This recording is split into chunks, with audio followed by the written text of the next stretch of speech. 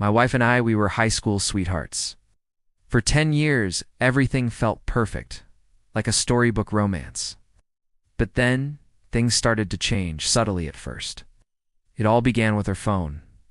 Suddenly, it was like a part of her body. She took it everywhere, the bathroom, the kitchen, even when she was just moving from the sofa to the armchair. Her screen was always angled away from me, and the phone was always face down on the table. If I even glanced in its direction, she'd snatch it up. I'd ask, "What's going on? You're so secretive with your phone lately." She'd just laugh it off, saying, "Oh, it's nothing. I'm just chatting with friends, or I'm deep into this new game." But her eyes never met mine when she said it. The excuses were flimsy, and the defensiveness in her voice was a brand new, unsettling sound.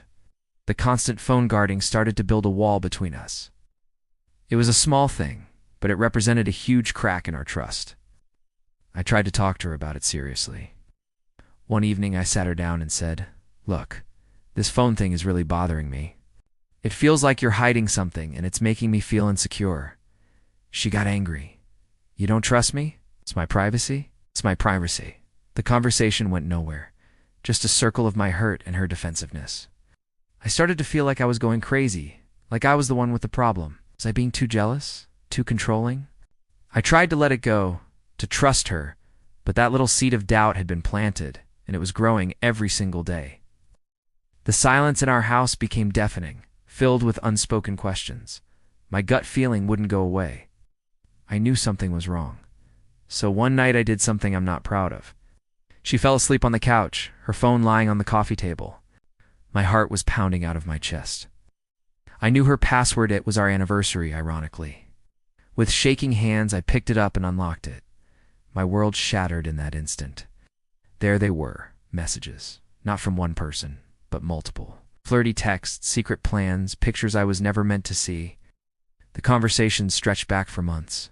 It wasn't just a simple mistake. It was a completely separate life she was living, a web of lies she had carefully woven around our marriage. Reading those messages was like being stabbed repeatedly. Every word was a betrayal. The woman I thought I knew, the life I thought we had did, was all a lie. I didn't wake her up. Couldn't. I just sat there, in the dark, the phone's glow illuminating the destruction of my entire world. The next morning, the silence was heavy. I placed her phone on the kitchen table, the screen open to the most recent incriminating message. She walked in, saw it, and the color drained from her face. There were no more excuses, no more lies. She didn't even try to deny it. She just stood there. I looked at her, this stranger who had shared my bed for a decade, and I felt nothing but a cold, hollow emptiness. "I can't do this anymore," I said, and my voice sounded distant, like it belonged to someone else. "It's over." The words just hung there in the air. It was no screaming, no big fight. It was just the end. Packing my things was surreal.